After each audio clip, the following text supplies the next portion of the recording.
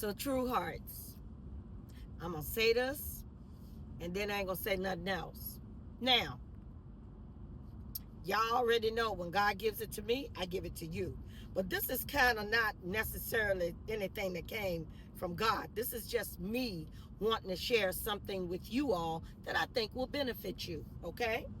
All right, look here. So sometimes people want to play with you. And they think they funny. Okay? And you got to let them know under no uncertain terms that when it comes to your heart, okay, I don't play by my heart.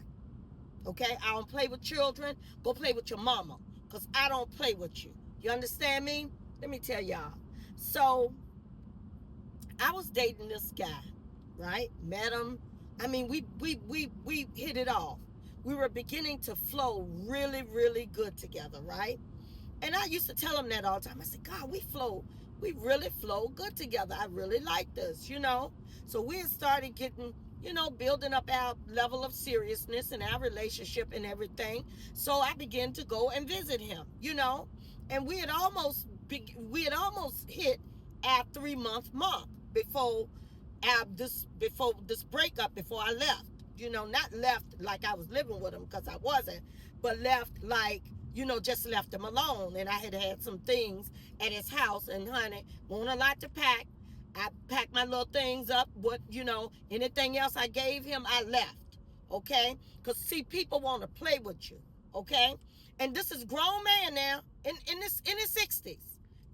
So it doesn't matter what age. Folk just think they funny and they want to play with you, and you got to let them know under no uncertain terms, you can play with me. We can have good time, we can joke, we can laugh, but what you won't do is play with my heart.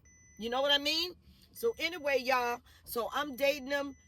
We dating, like I said, and we were hitting it off, and I was like, okay, this might really be my dude, right? But one thing about me is I want to get to know this. Okay, I want to know what's up in here, because too much childhood trauma going on. Folk too toe up and messed up and broken down, that you have to take your time and get to know them in their head before you get to know how they are in bed. Okay?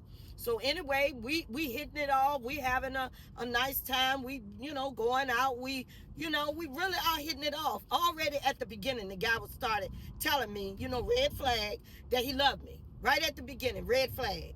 Move in with me. Trying to give me a key. I kept giving it back. Red flag. All these red flags, right? But the dude is still cool. Also told me I ain't the type of dude where I wanna get with you in bed all quick. And that's my kind of dude, because I'm that type of girl, right? Or lady. So anyway, so we hitting it off and everything. And so one day, so the thing that broke the straw that broke the camel's back was, we had gone out on some errands, but before we went out, before he got home from work, I told him, I said, hey, look, I don't think your heat is working that good. So he said, okay. He said, well, I'll call the people when I get back to the house. And I said, oh, okay, then good, So he called, sure enough, when he got home, he called the people, at his maintenance office, to let them know that the heat was acting up. So, but in the meantime, so he called and he put in the order about the heat. So he and I went out. So we went out, ran a few errands, did a few things that we enjoyed doing. So we went on out, and when we came back, the heat was still not fixed. And all I said to him, y'all, was, do you think you might want to, because it was going to be one of those days that night was supposed to have been really, really cold. And all I said to this man, y'all, was, do you think you should, because when we got back, once again, the heat was not working. It still wasn't working, and the maintenance people still hadn't gotten there. So I said, do you think you should go ahead and call them again, just to confirm, because it was getting late in the afternoon, and things closed down or whatever, so do you think you should go ahead and call? Well, I already called the maintenance. I said, the maintenance office. I said, I know you did, but if you might want to just call to confirm and make sure your order in. Well, she know the order in. So he kind of started snapping. I let that slide. I didn't make no big deal about it, but I was already inching to get my bags, right? So so I, well, I'm gonna go ahead and call. He snapped. I'm gonna go ahead and call anyway because you're not gonna let it go. Blah blah blah. I don't want to say, what he didn't say. So, but I can't say verbatim. So anyway, so he went on and called, and he ended up going outside. So when he went outside his apartment, the maintenance guy was right outside his apartment. So I heard him out there talking to the maintenance guy, and I heard the maintenance guy say, "You next." I heard that. He came back in the house. "See, I told you, you lied. You lied." I'm thinking, what I lie about? I just told you to just confirm about, making sure the heat, because that, once again, that night was supposed to have been one of the coldest nights. Y'all, he kept on saying, "You lied, you lied." I don't know. He was very unreasonable. Child, I started getting my stuff and packing my little bag, honey, and I was gone, honey. And Lord have mercy, I left my computer. And I had gotten about 30 minutes down the road. So he was texting, he was calling. I'm like, what is he texting and calling for? Because I'm done at this point, because we had an incident before that, but it wasn't that bad. And I left. So I said, so I went on and I go ahead. I said, you know what? I said, oh my God, because I remembered I had left my computer out. Right? I remember I took my computer out and I said, Lord, I hope I didn't leave my computer. Because listen, when I leave, I don't do nothing on purpose. I ain't that girl, so I can go back. I don't do that, baby. What I did was I said, let me check. And sure enough, I left my computer, and then I got his message. And so I had to go back and get my computer. So sure enough, he had my computer ready for me, and I figured he would, because I've done a lot for this guy in that shorter period of time, because he had just moved in his apartment. I gave him a lot of things out of my house that he needed, including a table and a couple of chairs for his kitchen, because he have a little small spot or whatever. Including all of that, gave him some pictures for his wall and just, helped out, because that's who I am, right? So anyway, so I go back, he come walking out the house showing off in front of the maintenance guy, because he was offering the maintenance guy beer and everything just before I left, showing off.